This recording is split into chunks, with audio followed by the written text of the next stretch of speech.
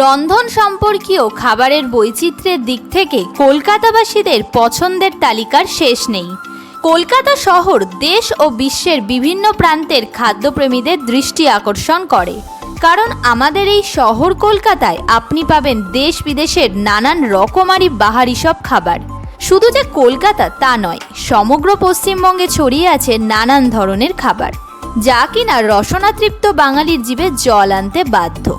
তাই আমরা গিয়েছিলাম মধ্য কলকাতায় অবস্থিত দুটো আইকনিক খাবারের দোকানে। আমরা প্রথমেই গিয়েছিলাম ধর্মতলায় অবস্থিত বিখ্যাত একটি দক্ষিণ ভারতীয় রেস্তোরাঁতে। কলকাতাবাসীর হৃদয় রাজত্ব করে আসা এমনই একটি প্রধান খাবার হলো দক্ষিণ ভারতীয় খাবার।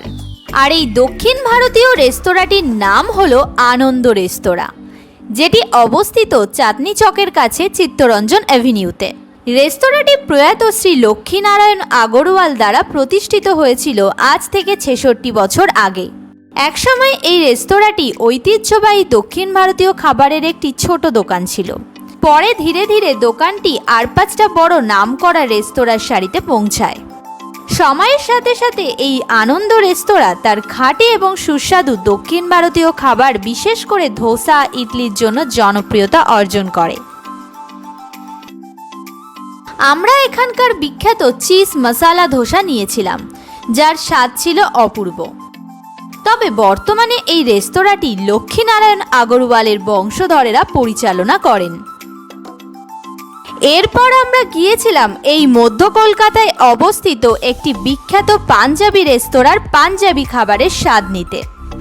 রেস্তোরাঁটির নাম হলো খালসা রেস্তোরাঁ, অনেকে আবার খালসা হোটেলও বলে থাকেন। সে যাই হোক, এই রেস্তোরাঁটি প্রতিষ্ঠিত হয়েছিল আজ থেকে 93 বছর আগে গুরবক্স সিং নামে একজন শিখ ধর্মাবলম্বীর দ্বারা। রেস্তোরাঁটি অবস্থিত নিউ মার্কেট এলাকায়। সে সময় নিউ মার্কেট কিন্তু এখনকার মতোই জমজমাট ছিল, তাই তিনি মূলত দুটো অথেন্টিক পাঞ্জাবি খাবার নিয়ে শুরু করেছিলেন ব্যবসা। আর এই খাবার দুটো কি ছিল জানেন? এই খাবার দুটো ছিল সরসো কা শাক আর মাক্কি কা রুটি। তাই আমরা কিন্তু এই দোকানের এই খাবারগুলো একদমই মিস করিনি। আর এই খাবার দুটোর স্বাদ ছিল এক কথায় অপূর্ব। তবে এর সাথে সাথে আমরা এখানকার বিখ্যাত আরও কিছু খাবার নিয়েছিলাম, যা হলো পাঞ্জাবি চিকেন। এই চিকেন কিন্তু ভাত, রুটি বা নান সহযোগে খেতে পারেন। তবে আমরা নিয়েছিলাম এগ ফ্রাইড রাইস। দুটো কম্বিনেশন ভিন্ন হলেও একসাথে দুটির স্বাদ কিন্তু মন্দ ছিল না। আর নিয়েছিলাম আরও একটি অন্যতম খাবার, মশালা কুলচা। এখানকার এই কুলচার স্বাদ ছিল বেশ ভালো। তাহলে আর অপেক্ষা কিসের? এই সুস্বাদু আর লোভনীয় খাবারের স্বাদ গ্রহণ করতে চটপট চলে আসতে পারেন এই দোকানগুলোতে। আর সেই সাথে নিত্য নতুন গল্প শুনতে আর সুস্বাদু খাবারের লোকেশন জানতে আমাদের পাশে থাকুন। ধন্যবাদ।